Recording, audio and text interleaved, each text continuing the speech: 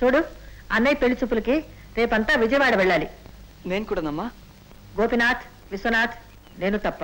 అదేంటమ్మా, కాబోయే పెళ్ళని అన్నయ్య చూడద్దా? పెళ్లి చూపులకి పెళ్లి కొడుకు వెళ్ళడం మనకు అవమానం. అక్కడ ఎవరైనా అడిగితే ఇలా చెప్పు. పర్లేదమ్మా, కాబోయే వదిన్ని నేను కరెక్ట్ గా చూసి సెలెక్ట్ చేస్తాను. ఆ సంగతి మీ నాన్నగారు చూసుకుంటారు. మీ నాన్నగారి సంగతి నువ్వు చూడు. అక్కడ మీ నాన్నగారు స్వీట్లు తినకూడదు, సిగరెట్లు కాల్చకూడదు. అర్థమైందా? నువ్వు ఈ పెళ్లి చూపులకి ఎలా ఒప్పుకున్నావే? నాన్నగారు ఏర్పాటు చేసిన దాన్ని కాదంటే బాగుంటుందా? గంగిరెద్దులా ముస్తాబాయి నలుగురు ముందు కూర్చుని వాళ్ళు నేను సంతలో పశువులా ముక్కు మొహం పరీక్ష బేరాలాడుతుంటే నువ్వే ముద్దాయివా? వాడు వేసే ప్రశ్నలన్నిటి సమాధానం చెప్పడానికి. ఇది తరతరాల నుంచి వస్తున్న అలవాటు. అలవాటు అంటే అలవాటు, సిగ్గు చెట్టు. అలా అనకూడదే. ఎందుకు అనకూడదు? ఇదే రాతి యుగమా? రాకెట్ యుగమే. జూలో మృగాలను చూసినట్టు పెళ్లి చూపులకు రావడం నాకేం నచ్చదు. నీకు నచ్చినా నచ్చకపోయినా వాళ్ళు వస్తున్నారు, వాళ్ళకి నేను నచ్చాలి. రాని రాని, నీకు అమ్మమ్మ కాసుల పేరు, నానమ్మ వడ్డానం, ముక్కు పడక అన్ని పెట్టి బుట్ట బొమ్మలా తయారు చేస్తాను. వచ్చే ఆ వకీల్ గారు నిన్ను చూసి వస్తున్నారు హైదరాబాద్ నుంచి పెళ్లివారు. రండి రండి. ఒరేవరై, సరిగ్గా 4 గంటలకు వస్తామన్నారు. అదిగో గడియారం 4 కొడుతోంది, గడపలో కాలు పెట్టేశారు. దయచేయండి దయచేయండి. రండి రండి రండి రండి. రా బాబు, కూర్చో. అమ్మ అలా కూర్చో. బాబు అలా పోయి కూర్చో. ఒరేయ్, నేను చెప్పానే, వీడే రఘునాథ్. నమస్కారం. నమస్కారం. నా పేరు చక్రపాణి. ముఖం చూస్తాను తెలుస్తుందిగా ఆడపిల్లల తండ్రిని. మీరిద్దరు మాట్లాడుకుంటూ ఉండండి, నేను వెళ్ళి అమ్మాయిని తీసుకొస్తాను.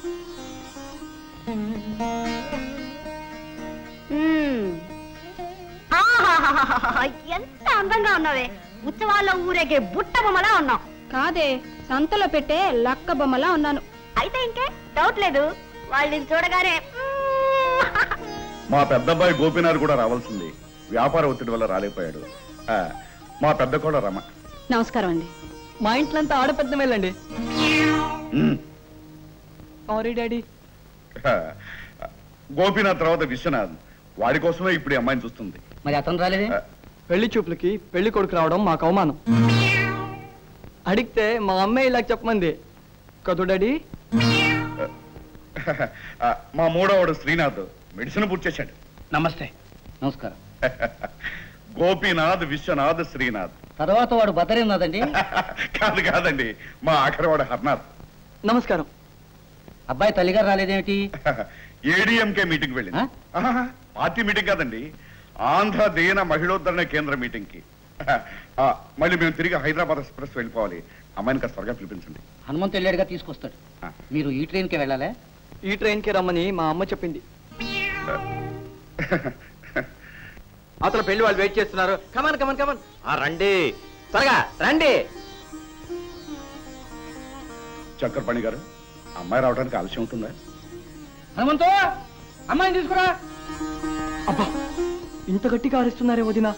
అమ్మ రాకపోవడమే మంచిదైంది, వచ్చింటే ఈ సంబంధం ఖచ్చితంగా ఒప్పుకోదు. అలా పట్టుకురా. స్వీట్స్ మాత్రం మా డాడీకి పెట్టకండి. ఏ? అమ్మగారు చెప్పారు. నాకు కొంచెం డయాబెటీస్ అండి, అందుకని తీపి తినకూడదు. అమ్మాయి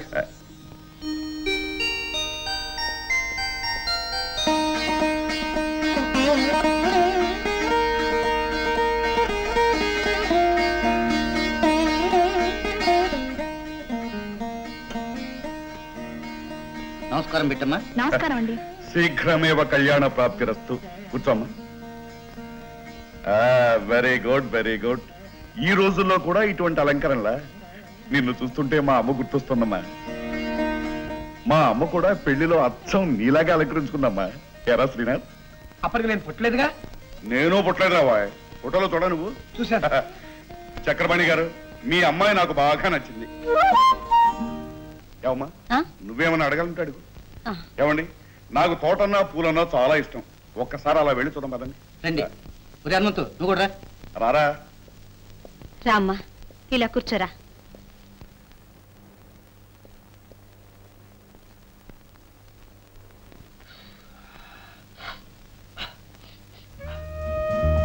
అమ్మాయికి పెళ్లి చూపులైతే అబ్బాయి గారికి చెమట పడుతుంది ఏమిటో. కాస్త ఉక్క పెడుతుంటేను. అది పెళ్లి కూతురు తప్పు కదగా. అలా అని ఇప్పుడు ఎవరన్నారు? శ్రీనాథ్, ఏదో అడుగుతానన్నావుగా అడుగు. నువ్వే అడుగు వదినా. నేను అడగాల్సింది ఏమీ లేదు, నువ్వే అడుగు. మీ పేరేమిటండి? ఎందుకలా గట్టిగా నవ్వుతారు? సారీ, నాకు మెల్లిగా నవ్వడం చేత కాదు. నాకు ఒక విషయం గుర్తుకొచ్చింది. ఏమిటది? ఏం లేదు, ఈ మధ్య నా ఫ్రెండ్ ప్రమిళకు పెళ్ళయింది. శోభనం గదిలో కొత్త పెళ్లి కొడుక్కి ఏం మాట్లాడాలో తోచక తిగుముఖ పడిపోయి చివరికి ప్రమిళ ప్రమిళ నీ పేరేమిటి అన్నాడట.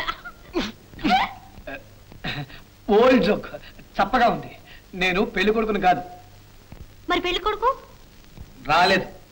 వస్తే బాగుండేది, నేను కూడా చూసేదాన్ని. నన్ను చూడండి, దాదాపు నాలాగే ఉంటాడు. మీలాగే మాట్లాడతారా? నాకంటే బాగానే మాట్లాడతాడు. మాట్లాడటం వాడు వృత్తి, లాయర్. మీరు ఎంతవరకు చదివారు? అది కాస్త ఆవిడ్ని మాట్లాడిస్తారా? మీరు ఎంతవరకు చదివారు? చెప్పమ్మా, లేకపోతే మా మరిది నువ్వు మూగదాని అనుకుంటాడు. ఎంఏ సంస్కృత్. ఎంఏ సంస్కృత్? అన్నయ్య నువ్వు ఒకసారి సంస్కృత్ ఫెయిల్ అయ్యావు కదా. ఆ సంగతి ఇప్పుడు ఎందుకు? తీపి తినండి, తీయటి వార్త చెప్తా. ఏమిటది? కానివ్వండి పలహారం, ఖాయమైంది సంబంధం. ఎవరు చెప్పారు? చెప్పారు చెప్పవలసిన పెద్దలే చెప్పారు.